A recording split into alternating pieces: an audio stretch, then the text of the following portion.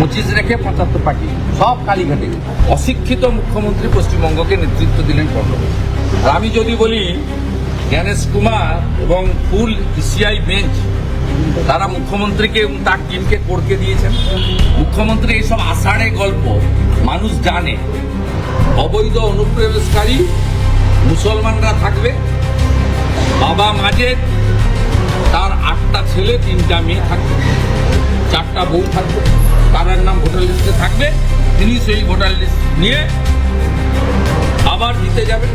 কালকে ডাব্বা নিয়ে ঘুরছিল না, বাড়ির কাপড় পরে এসে মুসলিম ভোটের বিরাট একটা অংশ আমরা পাই না। ওই মুর্শিদাবাদে আর মালদাতে টুকটাক 2-4 লাখ ভোট কংগ্রেসকে দেয়।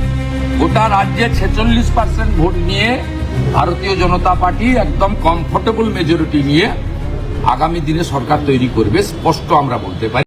এইরকম একটা সংবিধান সম্পর্কে, সংসদীয় ব্যবস্থা সম্পর্কে অশিক্ষিত মুখ্যমন্ত্রী পশ্চিমবঙ্গকে নেতৃত্ব দিলেন 15 বছর। এবং একে আনার পিছনে আমরা অনেক বড় স্বপ্ন নিয়ে এনেছিলাম, এটাও আমাদের সকলের অনুতাপের। মুখ্যমন্ত্রী বলছেন যে গতকাল হুমকি সুরে কথা বলেছিলেন জ্ঞানেশ কুমার, তাই মুখ্যমন্ত্রী গতকাল জানিয়ে এসেছেন যে আমরা আপনাদের কৃতদাস। প্রমাণ আছে, প্রমাণ আছে।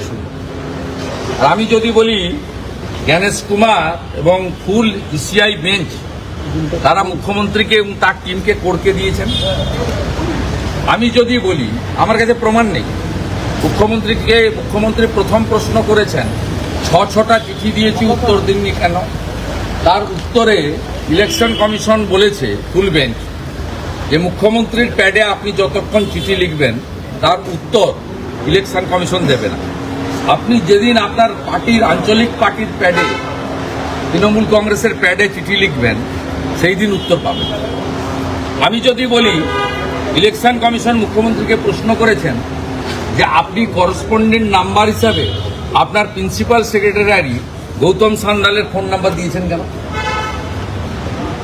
এবং আমার কাছে ডকুমেন্ট আছে, আমি নবান্ন থেকে সংগ্রহ করেছি, উনি সেই নাম্বার পরে পরিবর্তন করে অন্য নাম্বার পাঠিয়েছেন ইলেকশন, দুটোই আমার কাছে।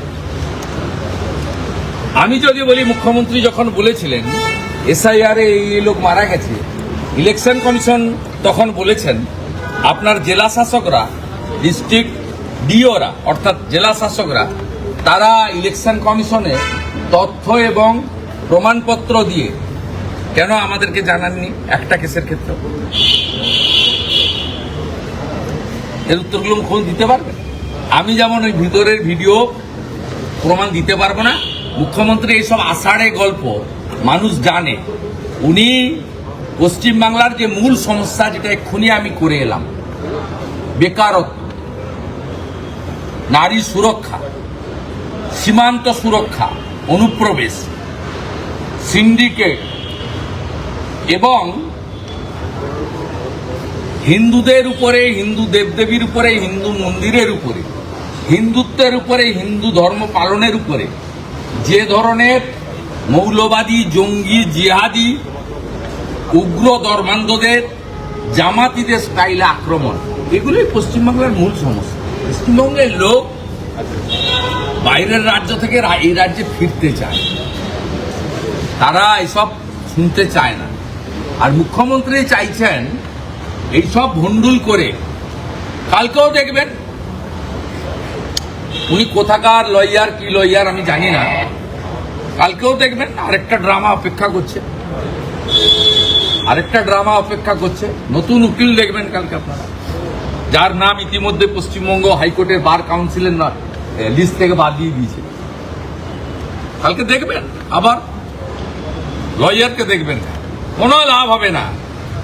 উনার মূল এজেন্ডা হচ্ছে এইসব করে ঘেঁটে দাও, সুপ্রিম কোর্টে গিয়ে বলো যে নির্বাচন যথাসময়ে করতে হবে।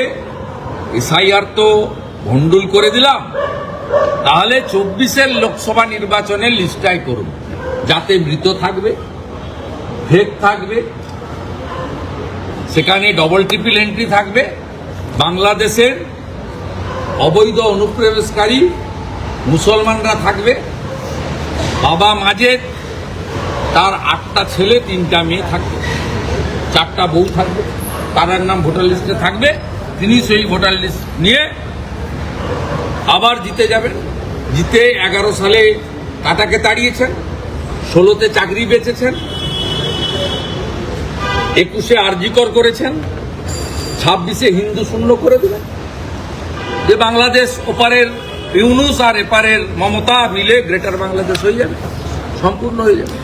আপনি কি বলে গ্রেটার বাংলাদেশের রাষ্ট্রপতি হবেন মোল্লা ইউনুস আর প্রধানমন্ত্রী হয়ে যাবেন খালা মমতা। আমার শেষ প্রশ্ন করবো দাদা, সেটা হচ্ছে বিধানসভা স্ট্যান্ডিং কমিটিতে 2টো পদে মেম্বার হিসেবে পার্থ চট্টোপাধ্যায়। সম্পদ পার্থ দা মহাসচিব, আর টিকিট পেলেও আশ্চর্য হব না, যে আশঙ্কা অলরেডি যারা করে অমিত শাহজি করে গেছে, কিছু নাম ধরে বলেছেন যে এরা টিকিট পাবে, এরা টাকা। আরেকটা হচ্ছে যে আপনি কি মনে করছেন যে এসআইআর প্রক্রিয়া যে নির্দিষ্ট সময়, কারণ ফেব্রুয়ারি মাসের মধ্যে নির্বাচনের তারিখ ঘোষণা করতে, ভালো মানে আমি মনে করি আনম্যাপ 30 লক্ষর হিয়ারিং আগেই হয়ে গেছে। এবারে যে 1,36,00,000 সামথিং, তার মধ্যে 15-16 লাখ ছাড়াই হিয়ারিং কমপ্লিট হয়েছে।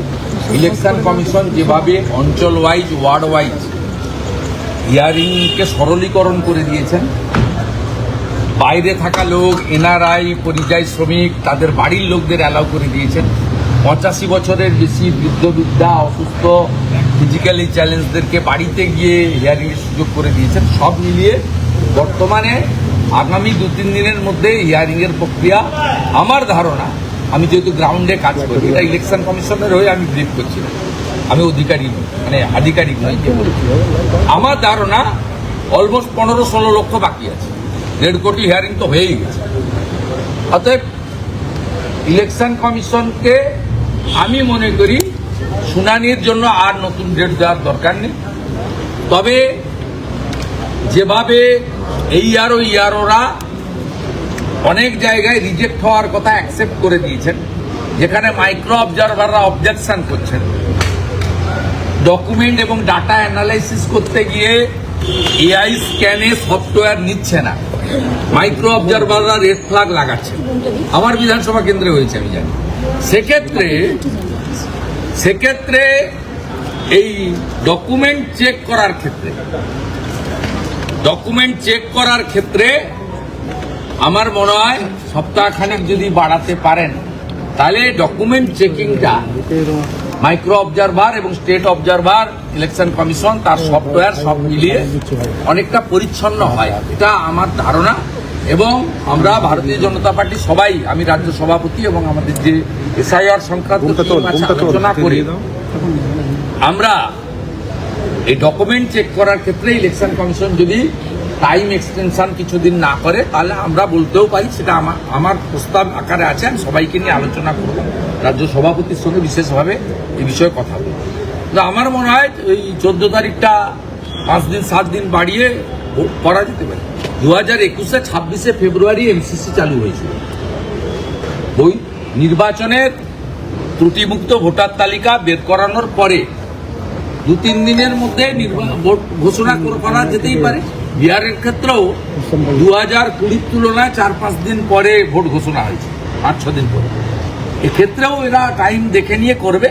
তবে আমি মনে করি বিরোধী দলনেতা এবং পাবলিক রিপ্রেজেন্টেটিভ হিসেবে শুনানির জন্য আর দিন বাড়ানোর দরকার নেই।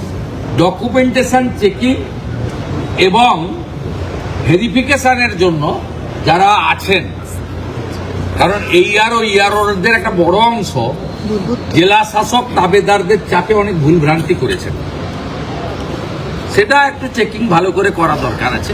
আমার কাছে আজকেও এসেছে আপনার স্কুল সার্টিফিকেট, কাছের একটা স্কুলে ভুয়া 8 পাস সার্টিফিকেট দিয়েছে, এগুলো চেকিং করা দরকার আছে। শুভেন্দুদা, বুদবুদের ওসির বাড়িতে রেড, ইডির আধিকারিকরা গিয়েছেন।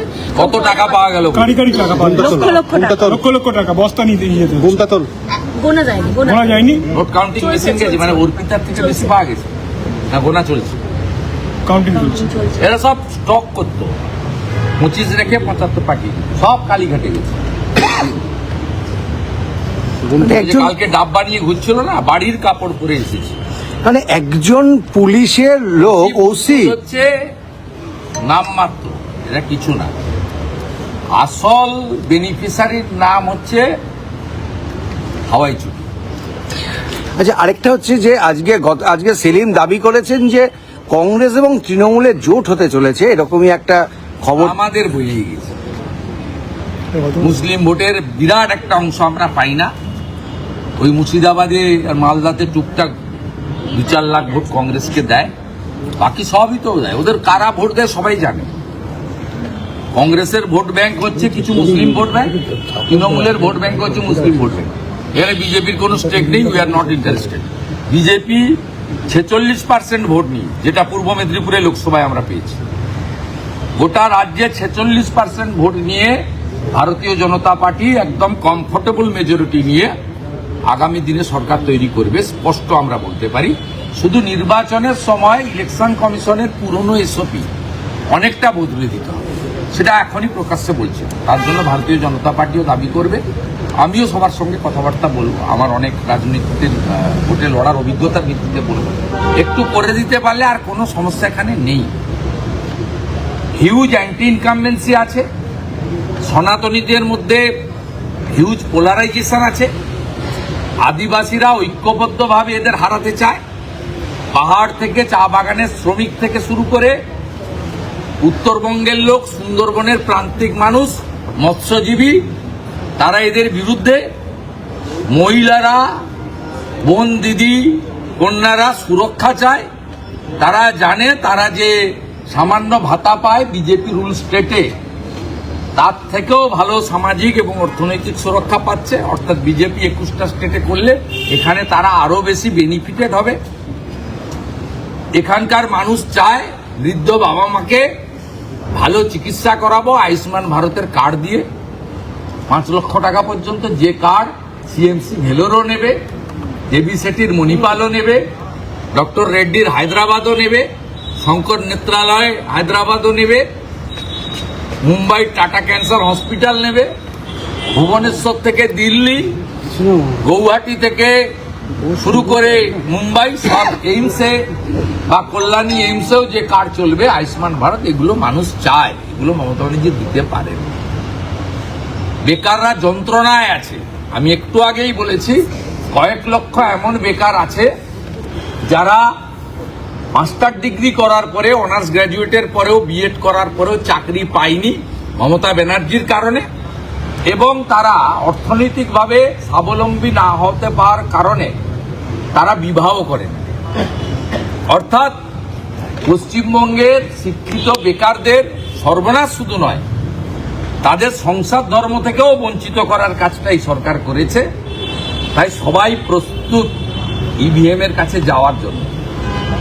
তাই এখানে তৃণমূল কংগ্রেসের ডেজ আর নাম্বার, বিধানসভা চলছে, মুখ্যমন্ত্রী দিল্লিতে ড্রামা করছেন। কালকে ড্রামা হয়েছে, আজকে দিল্লি পুলিশ মুখোশ খুলে দিয়েছে যে আমরা ভিতরে ঢুকিনি। পার্লামেন্ট চলছে, new Delhi highly sensitive zone. Paschimbanga সরকারের পক্ষ থেকে, পুলিশের পক্ষ থেকে অ্যাডিশনাল ফোর্স চাওয়া হয়েছিল, তাই অ্যাডিশনাল ফোর্স ডিপ্লয়েড করা হয়েছিল বঙ্গভবনের সামনে। আমি দাবি করছি রাজ্যের পুলিশ মন্ত্রী, মুখ্যমন্ত্রীকে, আপনার তো বঙ্গভবনের সিসিটিভি ছিল, দিল্লি পুলিশের জয়েন্ট সিপি মিথ্যাবাদী না আপনি মিথ্যাবাদী প্রমাণ করুন, সিসিটিভি প্রকাশ করে বলুন যে সার্চ হয়েছে। কালকে তো বড় বড় কথা বলেছিলেন, সার্চ করে বাড়িতে পড়া শাড়ি পরে আসতে পারলেন, টাইম পেলেন না, কিন্তু মাইক্রোফোনের সাউন্ড বক্সের ডাব্বা আর মাইক্রোফোনটা হাতে নিয়ে আসতে ভুলেননি।